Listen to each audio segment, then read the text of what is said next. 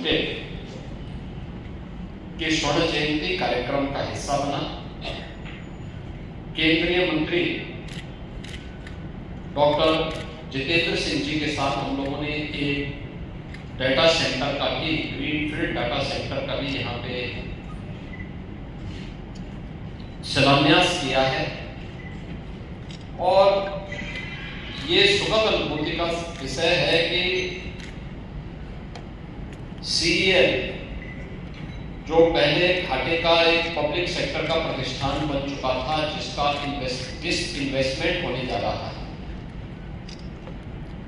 वह डिसइन्वेस्टमेंट से बचकर के अब एक प्रॉफिट देने वाला भारत के मिनी रत्न प्रतिष्ठानों में से एक बन चुका है। इस कार्यक्रम के बाद गाजियाबाद के विकास से जुड़ी हुई योजनाओं की समीक्षा मैंने सभी यहाँ के माननीय जनप्रतिनिधियों के साथ मिलकर के ली है। मुझे अच्छा लगा कि पिछले 8 वर्ष में आदरणीय प्रधानमंत्री जी की प्रेरणा से, उनके मार्गदर्शन में जो कार्य हम लोगों ने उत्तर प्रदेश के अंदर किया है, गाजियाबाद आज एक नए गाजियाबाद के रूप में चल रहा है। गाजियाबाद का परसेप्शन बदला है। जिस गाजियाबाद के नाम पर कभी अपराध और गैंगवार की फिल्में बनती थी, आज वो गाजियाबाद विकास, स्वच्छता और सुव्यवस्था का एक मॉडल बनकर के उभर रहा है। दुनिया की 50 जो स्वच्छ सिटी हो सकते हैं, उसमें गाजियाबाद का भी नाम आ रहा है।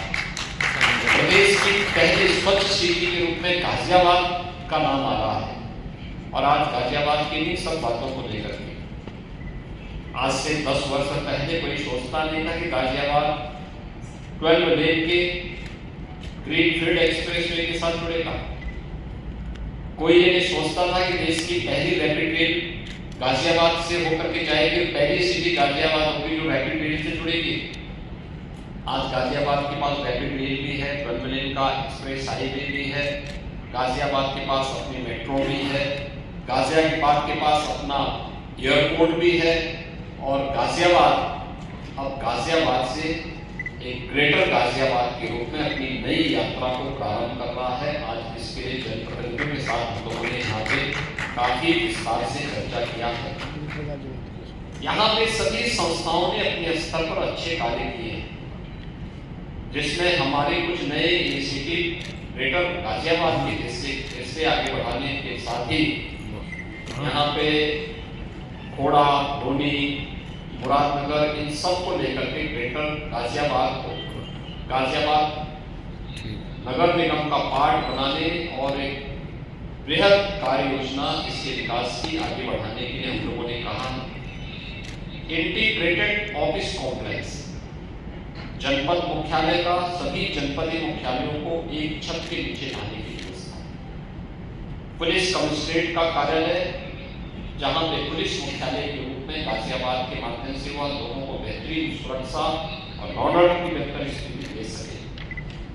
बाबा दुधेश्वर नाथ मंदिर के कॉरिडोर के निर्माण की कार्रवाई हो, या फिर यहाँ के विकास और बुनियादी सुविधाओं से जुड़े हुए सभी कार्यक्रम, जैसे बीसीसीआई यहाँ पे बहुत पहले स्टेडियम बनाने के लिए लैंड की काम नहीं आगे बढ़ पाया। आज हम लोगों ने कहा कि उस लैंड का उपयोग कैसे हटाओ ना यहाँ से, अब गाजियाबाद विकास प्राधिकरण करे और गाजियाबाद विकास प्राधिकरण वहाँ पे एक स्टेडियम बनाए और उसका संचालन भी करे।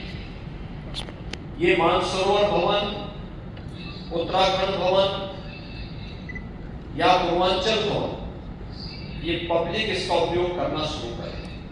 इसके लिए भी हम लोगों ने यहाँ पे आज विकास प्राधिकरण भी और नगर निगम से कहा है इसका एक मॉडल बना करके भेजिए, जिससे इनको ठीक ढंग से आगे बढ़ा सके।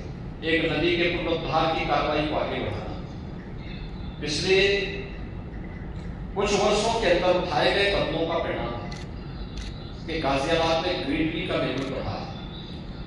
गाजियाबाद अब एक शुद्ध सिटी के रूप में आगे बढ़ा, सुंदर सिटी के रूप में एक नई यात्रा को आगे बढ़ाया, जहां जगह जगह कूड़े के ढेर थे, पहाड़ थे, ये सब समाप्त हुए हैं। अब वहां पे मियावाकी फॉरेस्ट के रूप में, सिटी फॉरेस्ट के रूप में एक नया मॉडल वहां पे देखने को मिल रहा है। ऐसे यहाँ पे बहुत सारी इनिशिएटिव लेते हैं। ऐसे ही हिंडन नदी कभी यहाँ की पहचान है। हिंडन नदी के पुनरुद्धार की कार्रवाई, प्राकृतिक पद्धति से उसके शुद्धिकरण की कार्रवाई, उसके दोनों ओर व्यापक वृक्षारोपण के कार्यक्रम, एक पेड़ माँ के नाम पे लगाने की कार्रवाई, इस कार्यक्रम को भी युद्ध स्तर पर आगे बढ़ाने की बहुत सारे मुद्दों पर, यहाँ के डेवलपमेंट के मुद्दों पर, यहाँ की बुनियादी सुविधाओं के मुद्दे पर, यहाँ के रोजगार के मुद्दे पर, विभिन्न मुद्दों पर आज चर्चा हुई है। बहुत सार्थक चर्चा रही है और मुझे बड़ा विश्वास है कि विकास की ये यात्रा डबल इंजन सरकार की इसी प्रकार से आगे बढ़ेगी। जनप्रतिनिधियों के सुझाव और उनके द्वारा किए जाने वाले कोई भी इनिशिएटिव को प्रशासन जल्दी धारा पर उतारने का काम करेगा। इस विश्वास के साथ समीक्षा बैठक के साथ मैं यहाँ पर आया था और ये मेरा सौभाग्य है कि कैलाश मानसरोवर की यात्रा के इस पहले जत्थे को यहाँ से रवानगी करने के लिए मुझे यहाँ पर बुकिट उपलब्ध करवाने का एक अवसर प्राप्त हुआ है। मैं एक बार फिर से इन सभी तीर्थ यात्रियों के प्रति अपनी मंगल में शुभकामनाएं देता हूँ कि यात्रा की सुखद यात्रा की कामना करते हुए अपनी वाणी को विराम देता हूँ। धन्यवाद।